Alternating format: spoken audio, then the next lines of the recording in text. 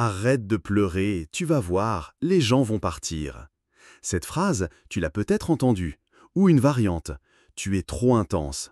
Tu dramatises. Calme-toi. Et à chaque fois, quelque chose s'est brisé à l'intérieur. Pas ton cœur, non, plus profond. Ta peau qui écoute. Cette membrane invisible qui capte tout. Les non-dits, les tensions, les mensonges polis qu'ils appellent normalité. Ils t'ont dit que tu inventais, que tu ressentais trop fort. Mais ton corps savait. Quand papa criait derrière la porte fermée, quand maman souriait avec des yeux morts, quand l'air de la maison devenait dense comme du plomb, ta peau buvait chaque parcelle de cette vérité toxique que personne ne voulait nommer. Deb Dana révèle cette intelligence brutale du système nerveux. Il ne ment jamais. Ton corps n'a jamais appris à faire semblant. Pendant qu'eux perfectionnaient leur masque, toi tu absorbais leurs secrets, leur peur, leur violence silencieuse. Et ils ont appelé ça être trop sensible. Mais regarde-les maintenant, déconnectés de leur propre chair, anesthésiés, vivant dans des corps devenus sourds. Toi, tu n'as jamais réussi à couper cette connexion sacrée. Pas parce que tu es défaillant, mais parce que ta peau qui écoute possède une intégrité que le monde a tenté d'assassiner. Cette nuit où tu pleurais en silence, ta peau entendait les fractures invisibles de ta famille. Cette fois où tu as senti sa trahison avant qu'il ne prononce un mot, ta chair lisait des vérités que ton mental refusait encore d'accepter. Tu n'as jamais été trop, tu étais juste incapable de tricher avec ce que ton corps ressentait. La blessure a un nom. Elle s'appelle amputation de l'authenticité. Ils t'ont coupé de ta propre peau qui écoute. Pas d'un coup, non, goutte à goutte. Chaque fois qu'ils ont dit « tu exagères », un air s'est éteint. Chaque « arrête de faire des histoires », une terminaison sensorielle s'est fermée. Jusqu'à ce que tu commences à douter de tes propres perceptions. Janina Fischer parle de ces parties de nous qui se dissocient pour survivre. Mais toi, c'est l'inverse qui s'est produit.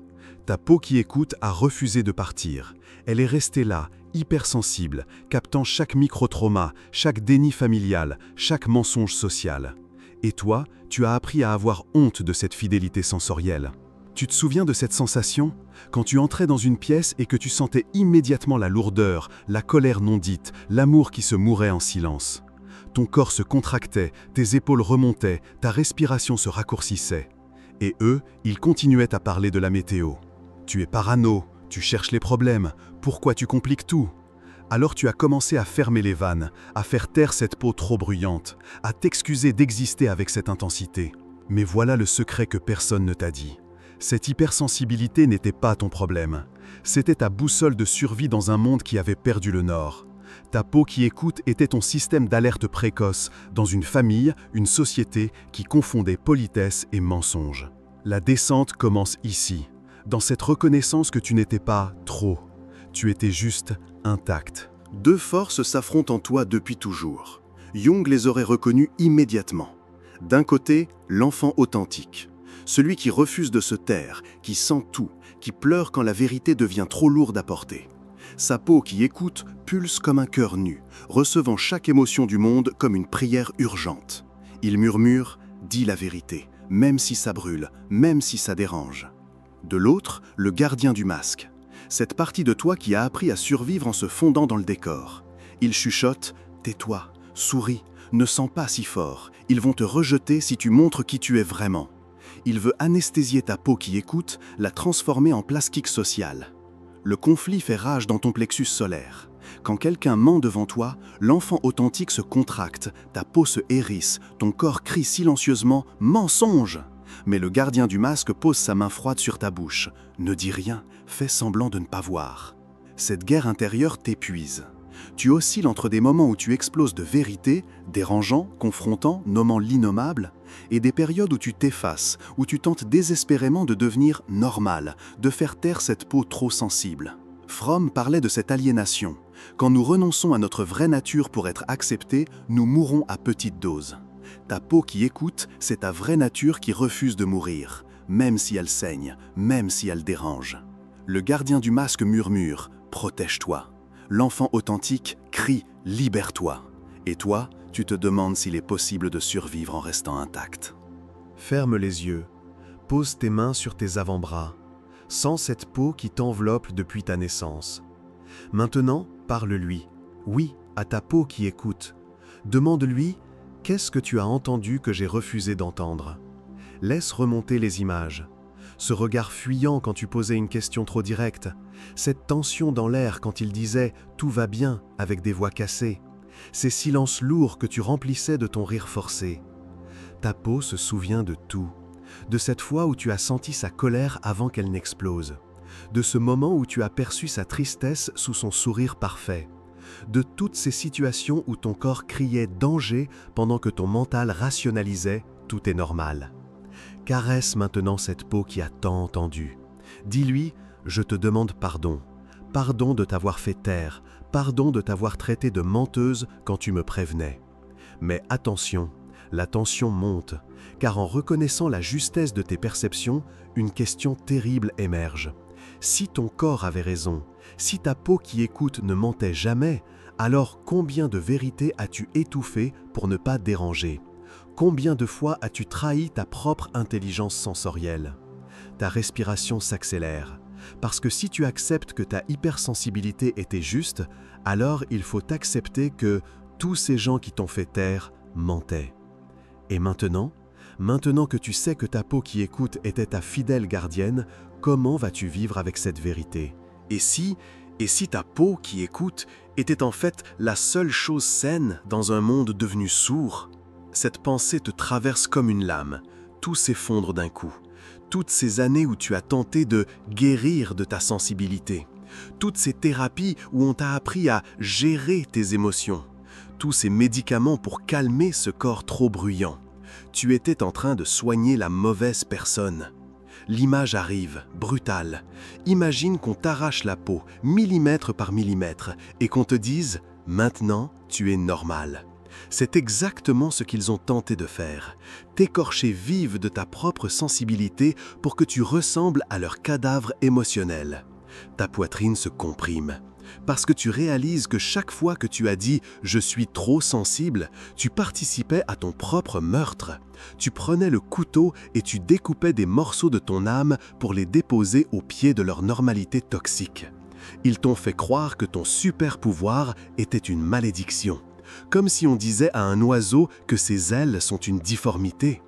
Ta peau qui écoute, c'était ton GPS émotionnel dans un monde qui s'est perdu. Et toi, innocente, tu l'as éteint pour faire plaisir aux aveugles. Le vertige te prend. Si tu n'étais pas le problème, si c'était eux les malades, alors toute ta vie a été construite sur un mensonge. Tu as passé des décennies à t'excuser d'être vivante. Ta peau qui écoute frémit. Elle murmure « Je t'ai attendu, j'ai tout gardé. Chaque vérité que tu as refusé d'entendre, je les ai toutes conservées pour toi. » Debout face à un miroir, ou simplement debout face à toi-même. Tu vas créer un hôtel invisible pour ta peau qui écoute. Pas avec des objets, avec des mots, des gestes, de la reconnaissance. Commence par poser tes deux mains sur ton cœur. Sens cette peau qui bat, qui pulse, qui n'a jamais cessé de t'aimer. Dis à voix haute « Je te proclame gardienne de ma vérité ». Puis, avec tes doigts, trace lentement le contour de ton visage. Tu l'as senti leur mensonge quand j'étais trop petite pour comprendre. Descends sur tes bras. Tu as frémi quand ils criaient, même s'ils disaient ne pas crier. Maintenant, le rituel devient plus profond. Écris une lettre invisible dans l'air avec ton index. Une lettre à tous ceux qui t'ont fait croire que tu étais trop. Tu n'écris pas pour les pardonner, tu écris pour leur rendre leur poison. Je vous rends votre aveuglement, je vous rends votre surdité émotionnelle, je vous rends votre peur de ressentir. Ce n'était pas à moi, je le dépose à vos pieds et je reprends ma peau qui écoute. Maintenant, ferme cette lettre invisible, plie-la soigneusement et jette-la loin de toi d'un geste ample. Tu viens de rendre ce qui ne t'appartenait pas. Ta peau qui écoute te chuchote quelque chose. Écoute. Elle te dit peut-être « Merci de m'avoir gardée vivante, même quand tu avais honte de moi » ou « Maintenant, nous pouvons enfin sentir sans nous excuser ». Ce rituel scelle quelque chose. Tu viens de divorcer d'avec leur normalité pour épouser ta propre intégrité. L'insight arrive comme une évidence silencieuse. Ta peau qui écoute n'a jamais eu besoin d'être réparée. Elle a toujours été parfaitement calibrée. C'est le monde autour qui était déréglé, dysfonctionnel, émotionnellement analphabète. Tu as passé ta vie à ajuster ton thermostat interne sur leur froid polaire, au lieu de reconnaître que tu vivais dans un désert affectif. Cette lucidité émotionnelle qu'ils ont appelée pathologie, c'était en réalité ta santé mentale intacte qui refusait de s'adapter à leur maladie collective. Dobdana avait raison. Un système nerveux intègre refuse de mentir. Le tien fonctionnait parfaitement. Il détectait les toxines relationnelles avec la précision d'un détecteur de fumée. Regarde cette vérité en face. Ils t'ont fait croire que sentir était un crime, que percevoir était une faute, que ton corps qui ne mentait pas était un défaut de fabrication. Mais c'est exactement l'inverse. Dans une famille d'aveugles, celle qui voit passe pour folle.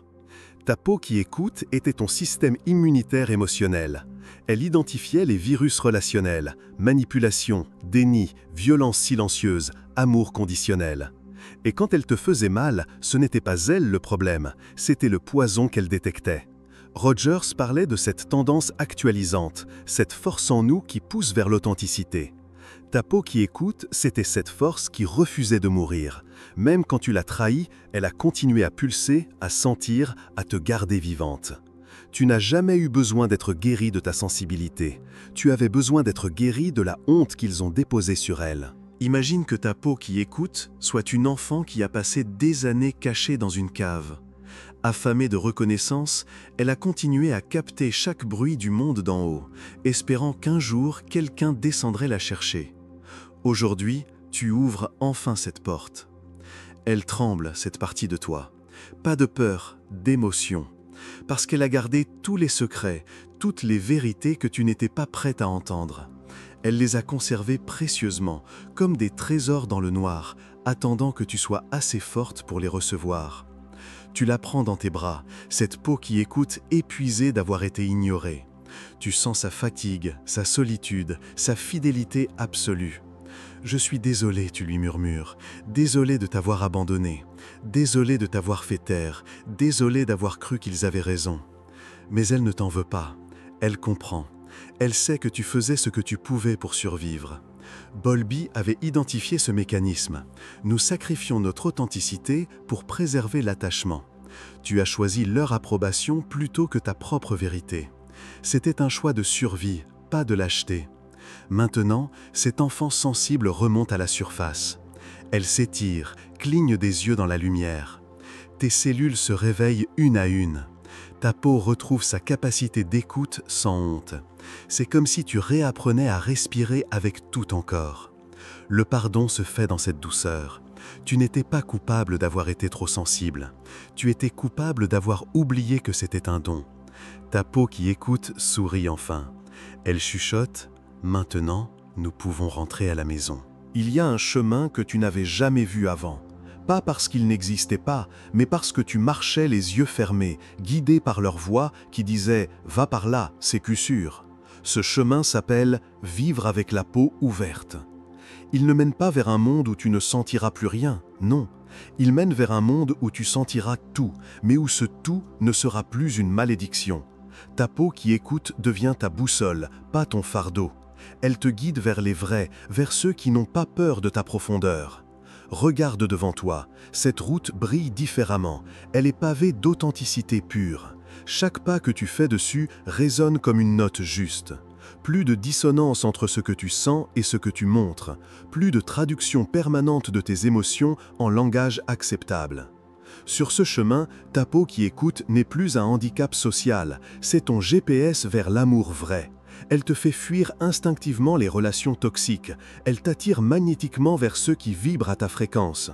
Elle filtre naturellement les masques et ne laisse passer que la sincérité. Adler parlait de ce courage d'être imparfait, mais toi, tu découvres le courage d'être parfaitement sensible dans un monde qui a oublié comment sentir. Ce n'est pas de l'imperfection, c'est de la perfection incomprise. Le chemin s'élargit devant toi. Tu vois au loin d'autres silhouettes qui marchent avec leur peau ouverte, des âmes intactes qui ont refusé l'anesthésie générale. Ils t'attendent, ils reconnaîtront ta fréquence avant même que tu n'ouvres la bouche. Ta peau qui écoute frémit d'anticipation. Elle murmure « Enfin, nous rentrons chez nous, chez ceux qui savent que sentir profondément, c'est aimer profondément.